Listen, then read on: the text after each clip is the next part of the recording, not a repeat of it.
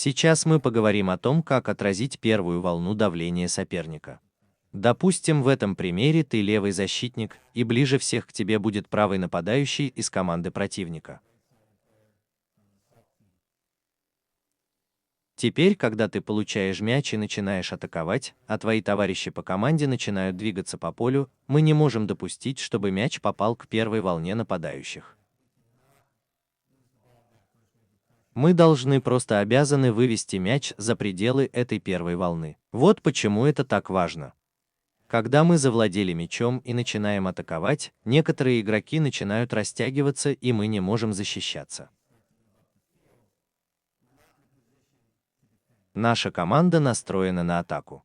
Теперь, когда ты получаешь мяч, если ты не можешь передать его этому игроку, то они могут легко контратаковать.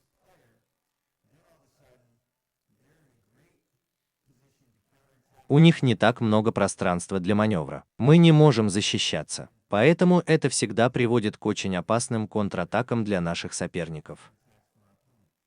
Поэтому, когда ты получаешь мяч, убедись, что если ты хочешь отдать пас, то оставляешь себе немного пространства для маневра, чтобы убедиться, что она не сможет выбить мяч. Если ты хочешь перебросить мяч через нее, убедись, что он перелетает через нее. Опять же, оставь себе немного пространства для маневра.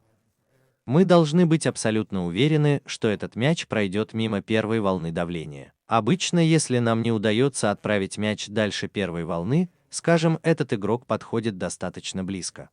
Мы часто бьем по мячу, пытаясь сделать длинную передачу. Этот игрок перехватывает пас, и мяч летит в другую сторону. В этот момент чаще всего именно этот игрок выигрывает гонку за мячом, что, конечно, плохо.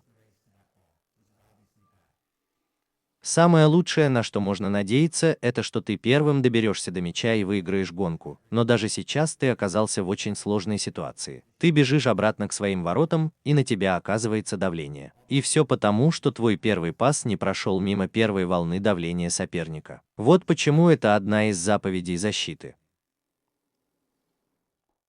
В этом ролике игрок в черном дважды не смог преодолеть первую волну давления соперника.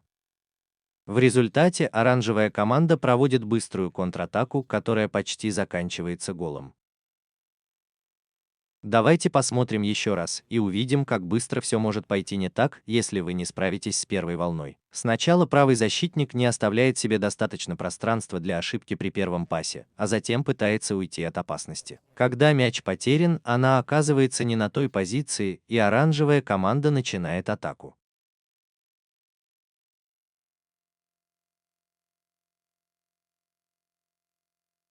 На этот раз центральный защитник не справляется с первой волной, и снова это приводит к опасной контратаке.